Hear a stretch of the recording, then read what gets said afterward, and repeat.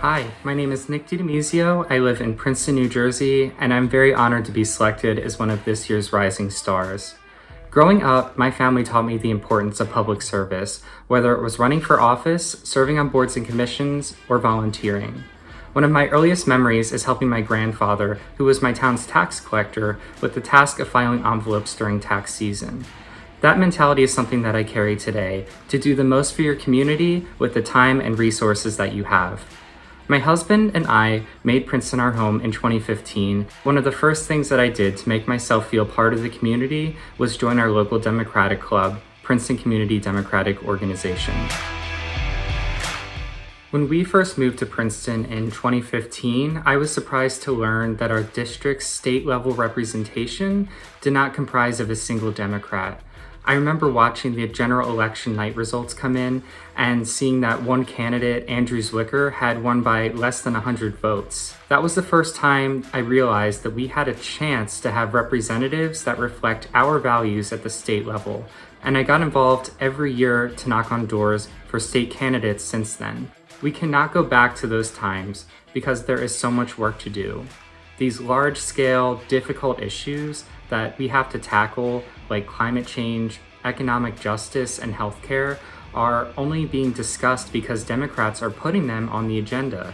We spend more time trying to get folks on the other side of the aisle to admit that we have a problem than we do trying to enact real change.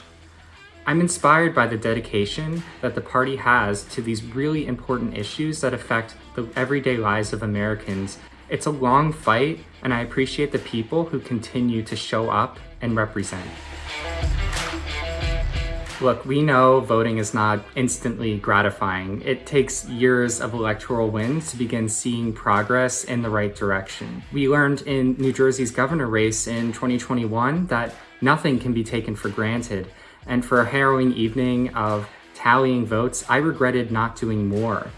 This year's congressional race is going to be the first after congressional redistricting occurred. We cannot rely on the fact that so-called lean or even likely Democratic districts will be winnable. They can only be considered Democratic districts if people turn out and vote. Speaking to younger people, folks on the other side bet on us staying home in order to secure their seats. They want us to think voting does not elicit change. Let's prove them wrong, get out there and vote this year.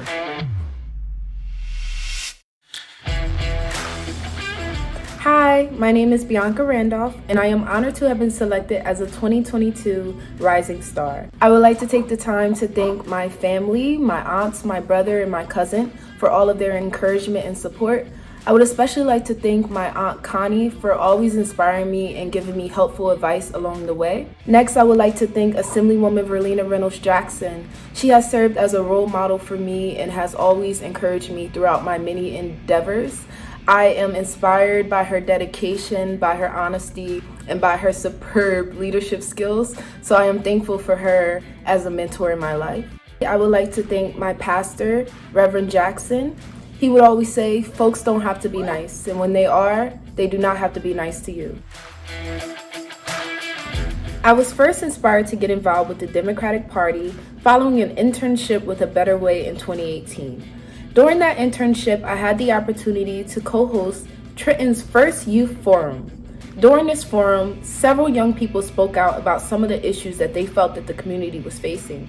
These issues included lack of public safety, lack of suitable recreational spots, and lack of affordable housing, and the list went on.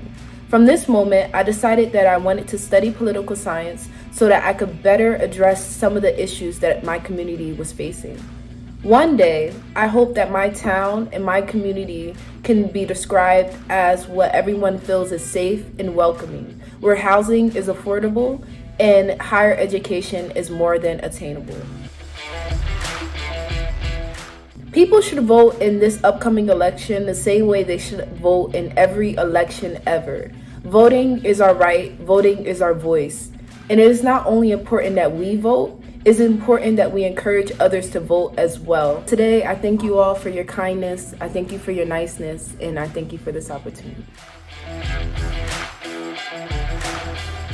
Growing up, my parents always taught me that Mercer County was the best place to achieve the American dream. My father, an immigrant from India, moved around a lot and lived in 47 different states.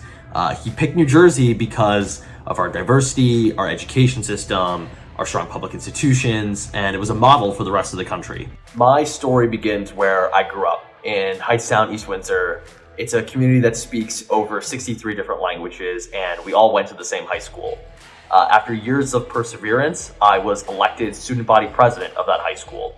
It was a melting pot that looks just like America. The issues we dealt with, from bias in our disciplinary system to food insecurity to technology policy, this was some of my first exposure to income inequality and the major issues of the 21st century. I learned that organizing a community to rally around a policy initiative was the best way to bring about long-lasting change. At my core, I became a community organizer. And that drove me to join the campaign of an up-and-coming mayor in North Jersey named Cory Booker on his first Senate campaign in 2013. And these organizing skills brought me on a journey from the streets of the campaign to DC boardrooms. But no matter where I went, this journey always brought me home to the community that lifted me up, inspired me, mentored me, and convinced me to pursue some of my wildest dreams. I think in today's environment, with all the nastiness and slow moving progress, it's easy to get cynical. But that cynicism is exactly what the special interests want. The dangers of greed and bigotry need communities like ours to give up on the electoral process. We've seen what happens when our communities activate, when we strategize, we organize, we mobilize to put leaders in office who care about our future. Now I'm grateful to have a governor who protects reproductive rights, that makes it easier to vote, invests in infrastructure, and makes full payments to the pension system.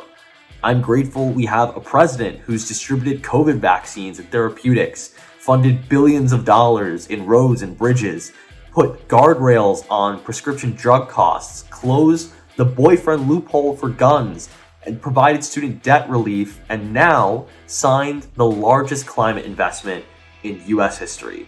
And we're not done yet.